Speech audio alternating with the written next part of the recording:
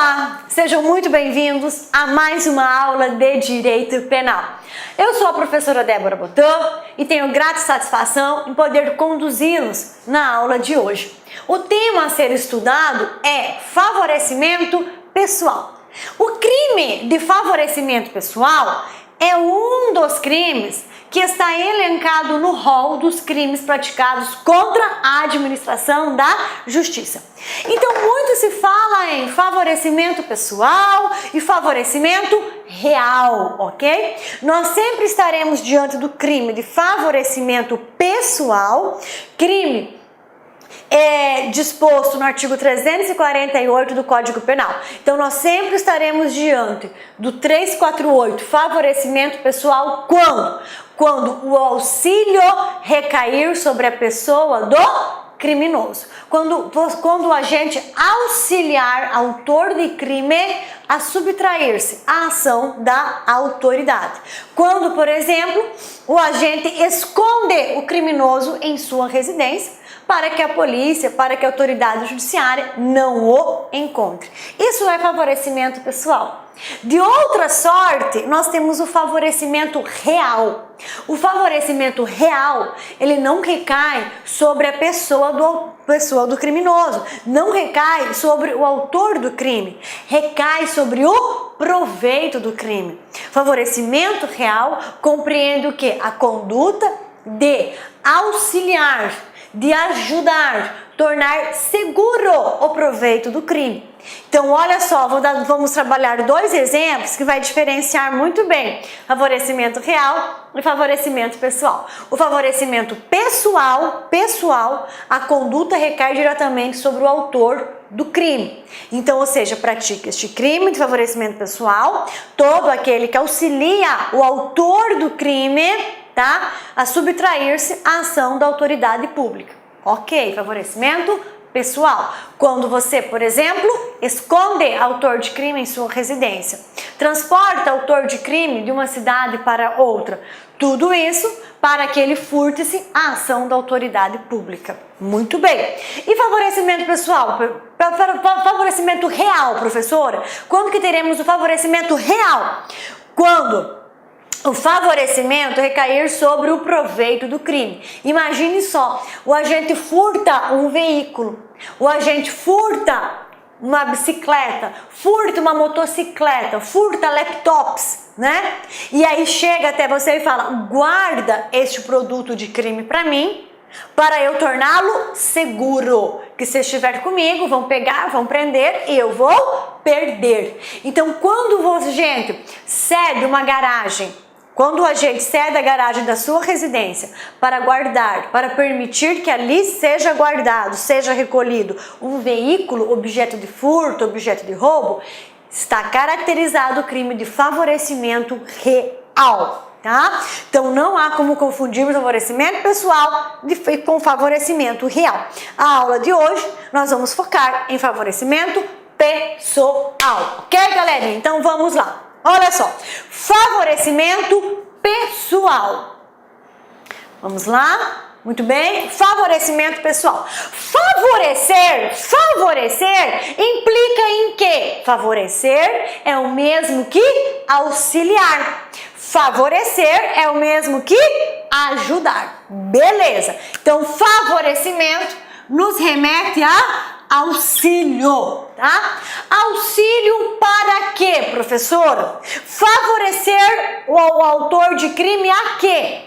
Então, esse favorecimento pessoal, este crime, implica no auxílio ao autor de crime, auxílio ao autor de crime. Para quê? Para que este subtraia-se da ação de autoridade pública. Então, o crime de favorecimento pessoal representa o quê? O auxílio ao autor de crime, para que este subtraia-se à ação da autoridade pública.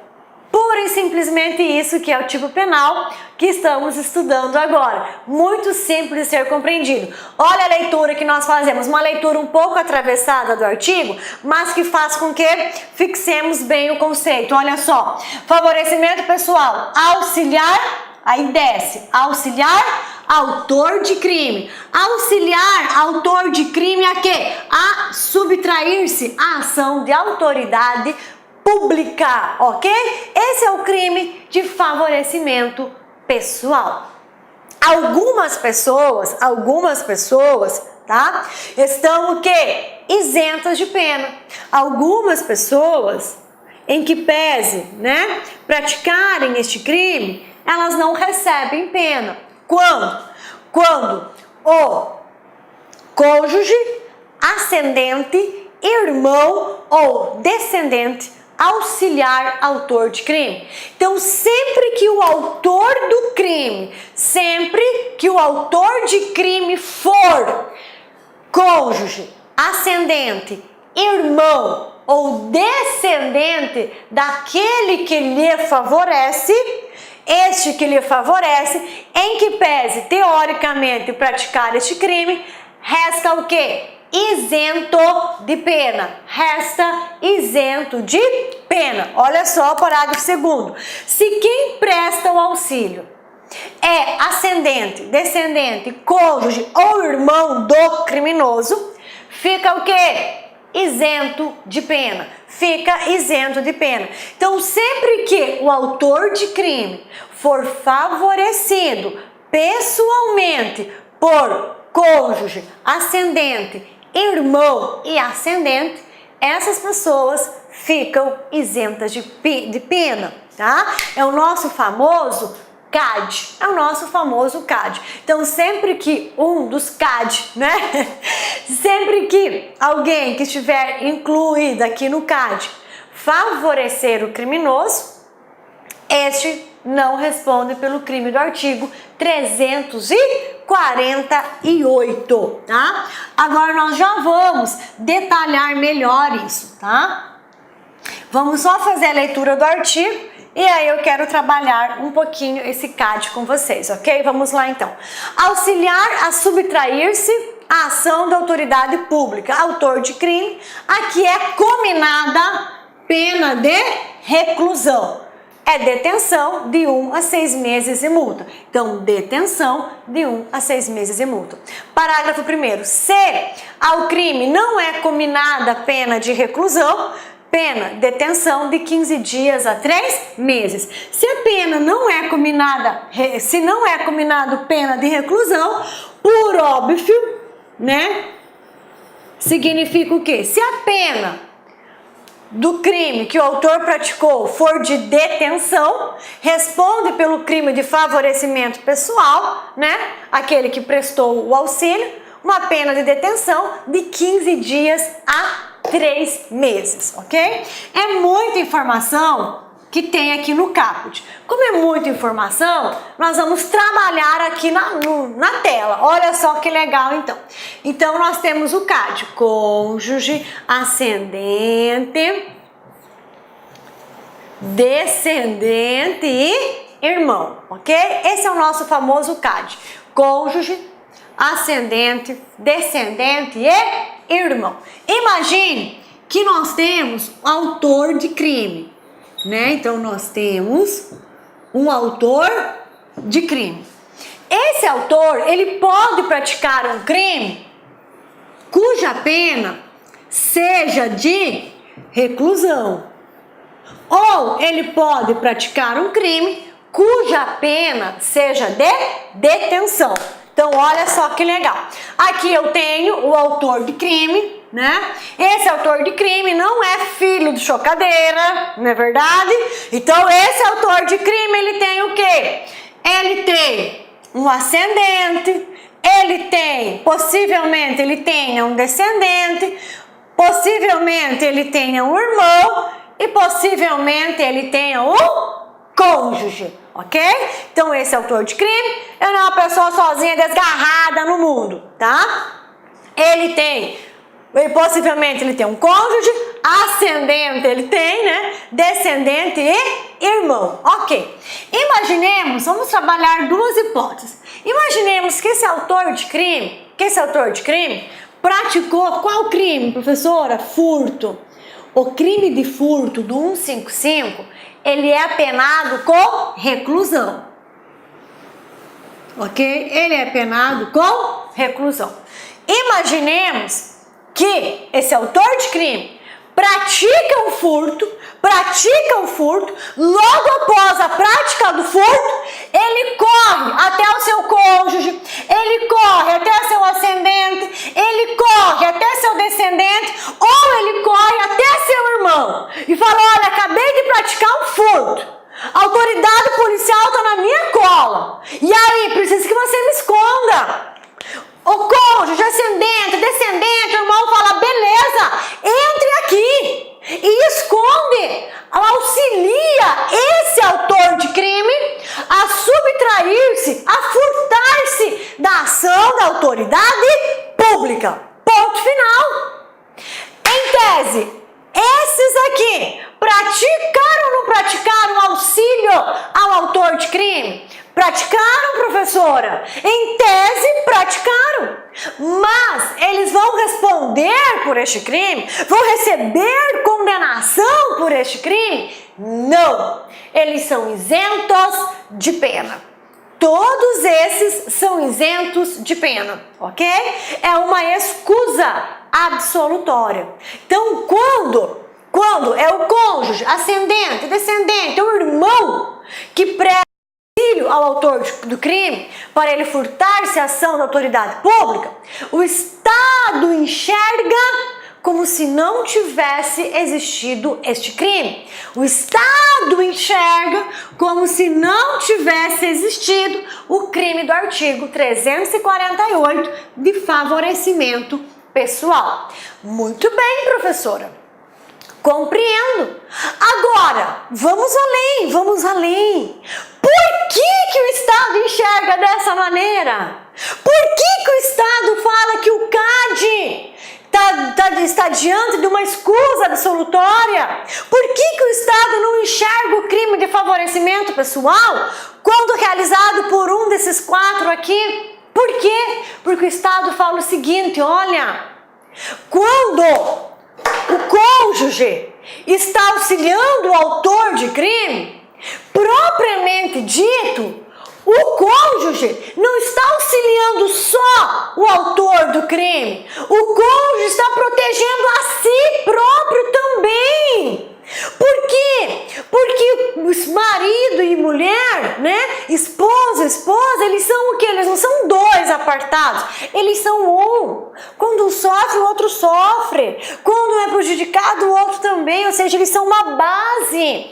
Então o Estado fala: peraí, quando o cônjuge está auxiliando o autor de crime, o cônjuge não está auxiliando o autor de crime de maneira isolada, ele está se protegendo também, e não protegendo só o autor do crime. É a mesma coisa um pai, uma mãe que auxilia o filho a furtar-se da ação da autoridade pública. Mesma coisa o filho, né? A filha que auxilia o pai a furtar-se da ação da autoridade. E a mesma coisa o irmão. Então, quando essas pessoas auxiliam o autor de crime a furtar-se da ação da justiça, o Estado compreende que elas não estão auxiliando somente o autor de crime, não. Elas estão também o que? Se protegendo. Elas também estão se favorecendo. Então, diante disso, sobre essas pessoas aqui recai a escusa absolutória. Sobre essas pessoas recai a escusa absolutória. Agora, uma informação muito importante, uma observação, na verdade, né? Uma observação muito importante. Essa escusa absolutória, a escusa absolutória que recai sobre essas pessoas, só há no crime de favorecimento pessoal. Essa escusa absolutória que recai sobre o CAD ela só tem aplicabilidade no crime de favorecimento pessoal. No crime de favorecimento real, não há essa escusa absolutória. No crime de favorecimento real, não há essa escusa absolutória. Então, se um pai guarda em sua residência uma motocicleta que ele sabe que o filho furtou, o pai responde por favorecimento real. Beleza? As escusas absolutórias referentes ao CAD somente são aplicáveis no crime do artigo 348, no crime de favorecimento pessoal. Belezinha? Belezinha. Muito bem. Agora, galerinha, vamos ver referente à pena, ok? Referente à pena. Ali eu dei um exemplo. Vamos trazer para cá agora, tá? Autor de crime, a escusa absolutória, o CAD, já foi vencida, né? Já foi vencida. Muito bem. Esse autor de crime, ele pode praticar um crime, o crime que ele praticou pode ser, por exemplo, furto, 155. O furto, ele traz uma pena de reclusão. E o furto de coisa comum, do 156, traz uma pena para este crime de detenção, ok? Então, furto, pena de reclusão, furto de coisa comum. Minhas amigas, sou o professor Luiz Antônio de Carvalho e estou aqui para fazer um grande convite para você que acabou de assistir esse pequeno trecho da nossa aula demonstrativa desse nosso professor maravilhoso.